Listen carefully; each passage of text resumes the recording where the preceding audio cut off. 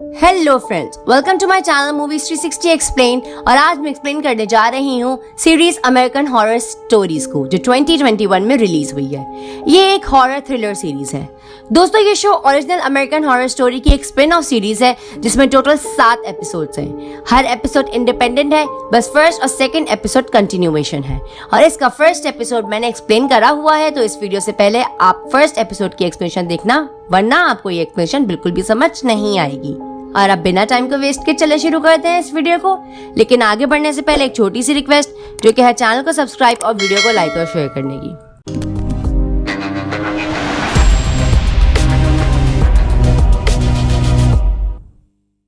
Episode के start में हम एक लड़की रूबी को देखते हैं, जिससे एक नर्स डरकर भाग रही होती है। नर्स भागते हुए बेसमेंट में जाती है, तभी वहां से स्कारलेट स्टैब करके मार देती है और उसे मारकर स्कारलेट हैप्पी फील करती है। अब हम देखते हैं कि उनके घर पुलिस आती है और वो ट्रॉय और माइकल को बताती है कि जिस रात वो लड़कियां गायब हुई थीं, तब उनकी लास्ट लोकेशन इसी घर की है। इसीलिए हम स्कारलेट से इंटेरोगेशन करना चाहते हैं, जिस पर ट्रॉय उन्हें वहां से जाने के लिए कहता है और बोलता है हम अपने लॉयर के बगैर कोई बात नहीं करना चाहते, जिस पर पुलिस वहां से चली जाती है। तभी वहां स्कारलेट भी आ जाती है और वो पूछती है कि पुलिस क्यों आई थी, जिस पर उसके डैड पूछते हैं कि कोई ऐसी बात तो नहीं जो तुम हमसे छुपा रही हो। तो स्कारलेट उन्हें कोई जवाब दिए बिना ही चली जाती है। अब रात हो जाती है और हम देखते हैं कि स्कारलेट को किसी की आवाजें आ रही होती हैं, जिसकी वजह से वो सही से सो नहीं पाती। तभी हम देखते हैं कि वह माया और उसकी फ्रेंड्स आ जाती हैं स्कारलेट को डराने, और वो उसे मारने आई होती हैं। लेकिन तभी वहाँ रूबी आ जाती है और वो उन्हें धमकाकर वहाँ से भगा देती है। और तब हमें पता चलता है कि वो सब गोस्ट्स हैं और वो इसी घर में मरे हैं, इसीलिए उनकी सोल्स यहाँ हमेशा के लिए ट्रैप हो गई हैं। अब हमें रूबी की बैक स्टोरी पता चलती है कि उसे उसके अंकल ने कहा था कि जब वो 6 साल की थी, तब उसके पेरेंट्स कार एक्सीडेंट में मारे गए थे। रूबी के अंकल एक सैडिस्टिक साइको था, जो कि उसको टॉर्चर करता था। और जब वो 16 साल की हुई, तब वो उसे उसके असली पेरेंट्स से मिलाने ले गया, जो कि जिंदा थे। उनका कोई एक्सीडेंट नहीं हुआ था, बल्कि उन्होंने रूबी को बेच दिया था, और वो उसका असली अंकल भी नहीं था। रूबी इस बात से काफी डिप्रेस रहने लगी थी, तो उसने यहाँ पर आकर सुसाइड कर ली और डेथ नोट में अपने अंकल का नाम लिख दिया था। लेकिन उसकी बैड लक थी कि उसकी डेड बॉडी एक रियल एस्टेट वालों को मिल गई और उसने उसकी बॉडी को घर के पीछे ही दफना दिया, और उसने रूबी का डेथ नोट भी जला दिया, क्योंकि उसकी वजह से घर की प्राइस गिर जाती, और तभी से रूबी इसी घर के अंदर ट्रैप हो गई थी। फिर नेक्स्ट डे हम डॉक्टर एंडी को देखते हैं, जो अपने थेरेपी सेशन कंडक्ट कर रही होती है। और क्योंकि वो भी इसी घर में मारी गई थी, इसीलिए उसकी सोल भी यहाँ ट्रैप हो गई है।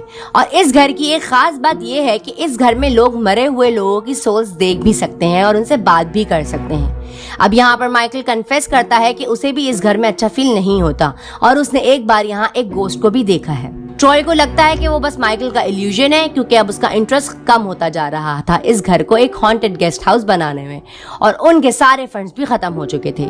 डॉक्टर एंटी कहती हैं कि आप लोगों को एक बार फिर से सोचना चाहिए इस घर में रहने के बारे में। ट्रॉय कहता है कि ये हमारा ड्रीम है, एक हॉन्टेड गेस्ट हाउस बनाना, हम इसे ऐसे ही नहीं छोड़ सकते। माइकल कहता है कि अब उसे इस घर में डर लगने लगा है, इसीलिए हम इसे बेचकर कहीं और चले जाते हैं, जिस पर माइकल और ट्रॉय में बहस छिड़ जाती है। फिर थेरेपिस्ट के जाने के बाद स्कारलेट उन्हें कहती है कि मुझे ये घर पसंद है। फिर अगले दिन ट्रॉय एक एडम नाम के कॉन्ट्रैक्टर को घर की रेनोवेशन के लिए हायर करता है और उसके साथ फ्लर्ट करने लगता है, और बाद में उनका अफेयर भी शुरू हो जाता है। अब नेक्स्ट डे एडम अपने कोवर्कर मार्टिन के साथ घर का चेकअप कर रहा होता है, तभी उन्हें एक वॉल के पीछे से बदबू आने लगती है।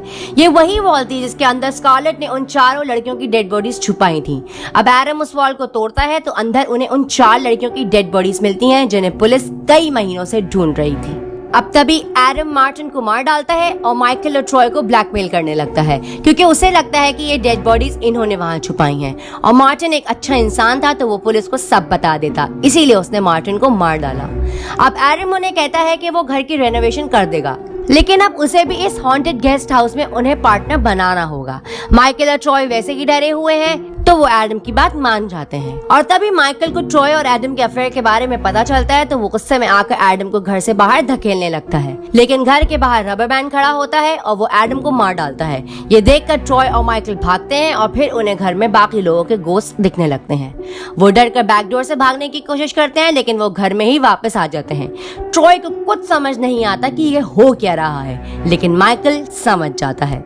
फिर हम फ्लैशबैक देखते हैं जहाँ रूबी माइकल और ट्रॉय को उनके रूम में मार डालती है क्योंकि रूबी को लगता है कि वो दोनों स्कारलेट को सुसाइड करने से रोक सकते थे और माइकल और ट्रॉय शॉक में थे क्योंकि उन्हें पता ही नहीं था कि वो दोनों मरे कब थे। अब उस दिन हैलोवीन होता है और स्कारलेट स्कूल से घर आकर अपने डैड्स को ढूंढने लगती है और तभी उसे उस वॉल में एडम और मार्टिन की डेड बॉडी दिखाई देती है।